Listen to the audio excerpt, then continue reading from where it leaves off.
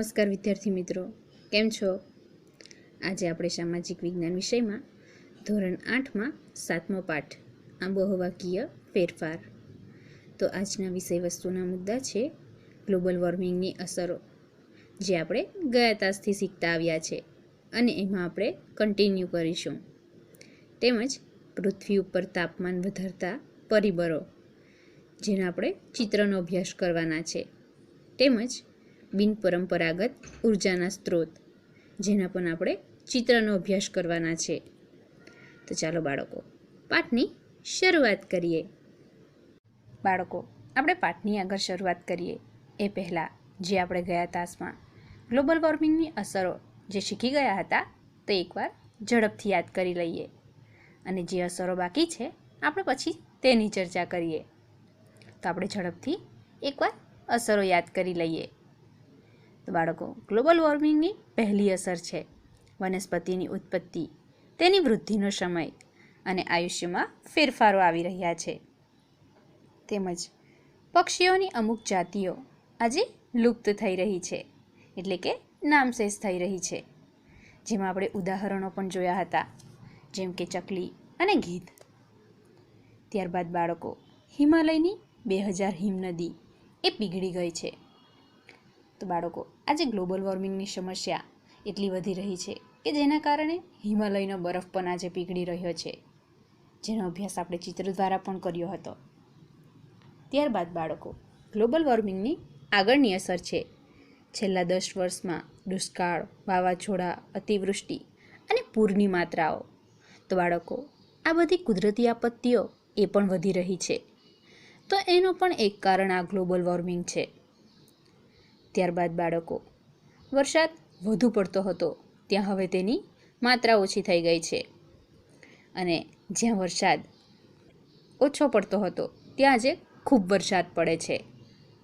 તો બાળકો, અહીં ઉદાહરણો આપણે વાત કરીએ તો જ્યાં વરસાદ ખૂબ ઓછો પડતો હતો ત્યાં આજે વધુ પડે છે, જેમ કે આપણે રાજસ્થાન અને દુબઈમાં આજે વધારે ભારે વરસાદનો અનુભવ થાય છે, અને જ્યાં પહેલાં વધુ વરસાદ પડતો હતો ત્યાં આજે વરસાદ ઓછો થઈ ગયો છે.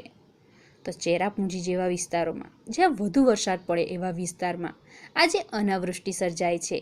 તો એ પણ ગ્લોબલ વોર્મિંગની અસર.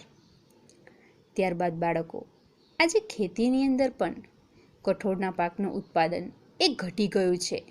તો એના માટે પણ ગ્લોબલ વોર્મિંગ જવાબદાર છે. ત્યારબાદ બાળકો, જમીનમાં પાણીનું સ્તર આજે ઘટી ગયું છે. સાથે આગળની અસર છે હિમનદી પીગળવાથી સમુદ્ર જળ સ્તર એમાં વૃદ્ધિ થઈ રહી છે. સમુદ્ર કાંઠાનું ધોવાણ આજે સતત વધી રહ્યું છે. ત્યારબાદ બાળકો, તાપમાન વધતા માણસો ડિહાઇડ્રેશન અને કુપોષણનો શિકાર બનશે. તો એ પણ વૈજ્ઞાનિકો દ્વારા કહેવામાં આવ્યું છે, કારણ કે ગ્લોબલ વોર્મિંગની સમસ્યા આજે ખૂબ ઝડપથી વધી રહી છે. સાથે બાળકો, ઋતુચક્રમાં પણ પરિવર્તન આવી જશે. શિયાળા અને ઉનાળાની ઋતુઓની લાક્ષણિકતાઓ બદલાશે. ત્યારબાદ બાળકો, ગુજરાતની દરિયાઈ સપાટી જેમાં 25 સેમી જેટલી વધતા જમીનની ખારાશ વધશે. તો બાળકો, એ બી ગ્લોબલ વોર્મિંગની અસર છે. ત્યારબાદ બાળકો, આગળ આપણે હવે શીખવાના છે.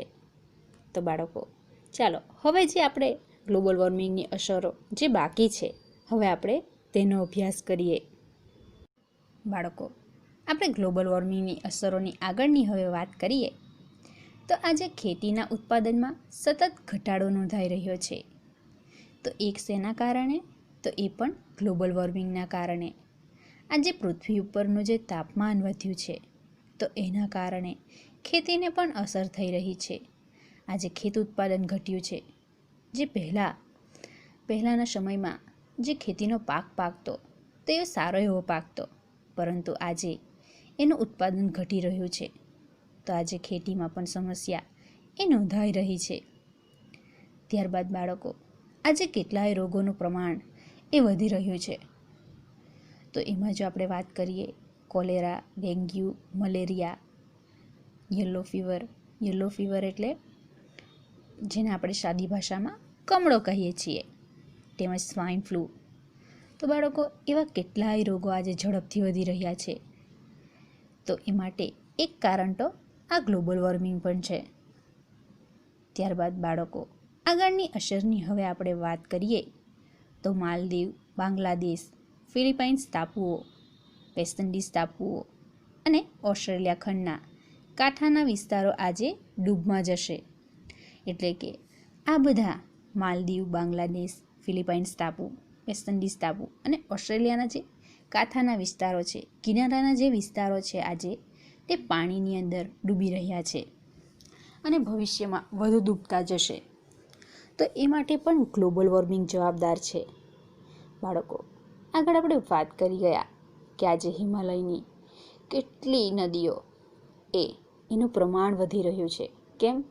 તો કે આજે હિમાલયનો બરફ પીગળી રહ્યો છે અને હિમાલયમાંથી નીકળતી મોટી મોટી નદીઓ અંતે ક્યાં જઈને મળે છે?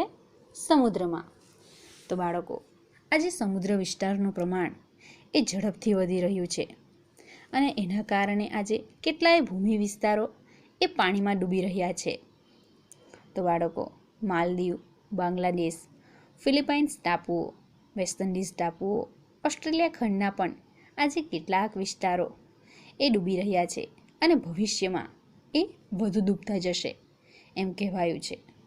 તો એ શેના કારણે? તો એ પણ ગ્લોબલ વોર્મિંગની અસર છે બાળકો. ત્યારબાદ બાળકો, ગ્રીનપીસ નામની એક સંસ્થા છે. તો બાળકો, આ ગ્રીનપીસ નામની એક સંસ્થા મુજબ એમ કહેવાયું છે કે ઈસવીસન 2100માં ગુજરાતમાં વસતા આશરે 55 લાખ લોકોને સ્થળાંતરણ કરવું પડશે. તો બાળકો, સ્થળાંતર એટલે તો એક સ્થળેથી બીજા સ્થળેનો લાંબા ગાળાનો વસવાટ, તો એ સ્થળાંતર છે. તો બાળકો, ગ્રીનપીસ સંસ્થા એ શું કહે છે કે ઈસવીસન 2100માં ગુજરાતમાં વસતા આશરે 55 લાખ લોકો, તો એ લોકોએ સ્થળાંતર કરવું પડશે. તો એ ઘણા કારણોસર હોઈ શકે છે બાળકો. ગ્લોબલ વોર્મિંગની અસરો આજે જે હદથી વધી રહી છે એના કારણે આજે ગ્લોબલ વોર્મિંગના કારણે કેટલીક કુદરતી આપત્તિઓમાં પણ વધારો થઈ રહ્યો છે. તો એ પણ એક કારણ હોઈ શકે છે. સાથે સાથે બાળકો, આજે દરિયાઈ કાંઠા વિસ્તારો એ પાણીમાં ડૂબી રહ્યા છે. આજે હિમાલયનો બરફ પીગળવાને કારણે સમુદ્ર જળસ્તર એ વધી રહ્યું છે. તો એવા ઘણા બધા કારણોસર આ ગ્લોબલ વોર્મિંગની અસરોના કારણે ગુજરાતના વસતા આશરે 55 જેટલા લાખ લોકોને સ્થળાંતર કરવું પડશે. તે ગ્લોબલ વોર્મિંગની અસર દર્શાવે છે. તો એ કોણે કહ્યું છે? ગ્રીનપીસ નામની સંસ્થાએ કહ્યું છે.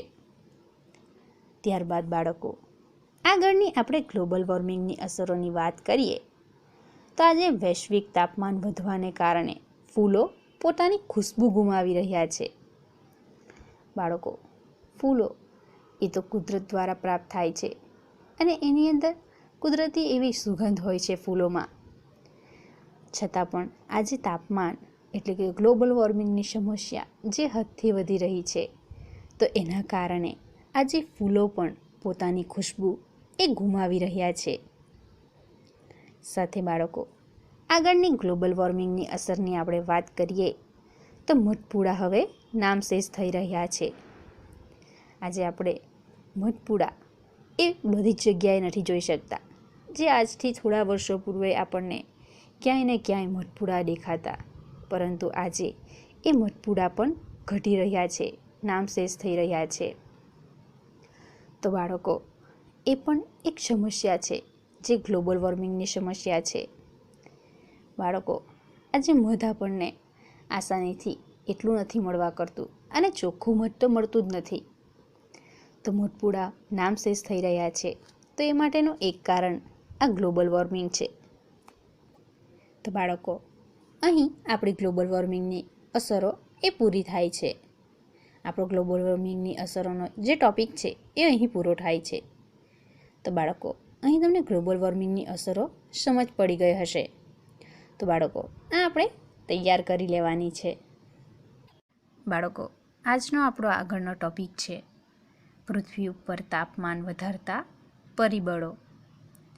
બાળકો, અહીં તમે 4 ચિત્ર જોઈ શકો છો, જેના કારણે આજે પૃથ્વી ઉપર ગ્લોબલ વોર્મિંગની સમસ્યામાં વધારો થઈ રહ્યો છે. તાપમાન ખૂબ ઝડપથી વધી રહ્યું છે, જેના માટે કેટલાક ગરમ વાયુઓ, ગ્રીનહાઉસ વાયુઓ જવાબદાર છે. અહીં આપણે એક એક કારણની વાત કરીએ તો અહીં પહેલું પરિબળ તમે જોઈ શકો છો કે પૃથ્વી ઉપર જે સૂર્યમાંથી આવતા કિરણો છે એમાંથી કેટલાક કિરણો એ પૃથ્વી માટે સારા છે અને કેટલાક કિરણો એ પૃથ્વી માટે હાનિકારક છે, જીવસૃષ્ટિ માટે વિનાશક છે. તો બાળકો, સૂર્યમાંથી નીકળતા પારજાંબલી કિરણો એ જો સીધા પૃથ્વી ઉપર આવે તો એના કારણે ઘણી મોટી સમસ્યા સર્જાય. તો બાળકો, આ ઓઝોનનું જે સ્તર છે પૃથ્વીની આસપાસ, તો એ સૂર્યમાંથી નીકળતા પારજાંબલી કિરણોનું શોષણ કરી લે છે. પરંતુ આજે ઓઝોનના સ્તરમાં પણ ગાબડું પડી રહ્યું છે. તો એનું શું કારણ? તો આજે ખૂબ ઝડપથી પ્રદૂષણ વધી રહ્યું છે, ગ્લોબલ વોર્મિંગની સમસ્યા સર્જાઈ રહી છે. તો એના કારણે ઓઝોનનું સ્તર આજે ઓછું થઈ રહ્યું છે. તો એક ચિંતાનો વિષય છે. તો પૃથ્વી પર તાપમાન વધારતા પરિબળોમાં અહીં ઓઝોનનું સ્તરમાં ગાબડું એ પણ તમે જોઈ શકો છો. ઓઝોન વાયુ એ શું કાર્ય કરે છે? જે પૃથ્વીની ચારેય બાજુ છે તો એ સૂર્યમાંથી નીકળતા પારજાંબલી કિરણોનું શોષણ કરી લે છે. પરંતુ આ ઓઝોનનું સ્તર જ જો ઘટી જાય તો સૂર્યમાંથી નીકળતા પારજાંબલી કિરણો એ સીધા પૃથ્વી ઉપર આવશે અને એના કારણે કેટલી સમસ્યા સર્જાશે, કેટલાય ભયંકર રોગો, બીમારીઓ એ લાગુ પડશે.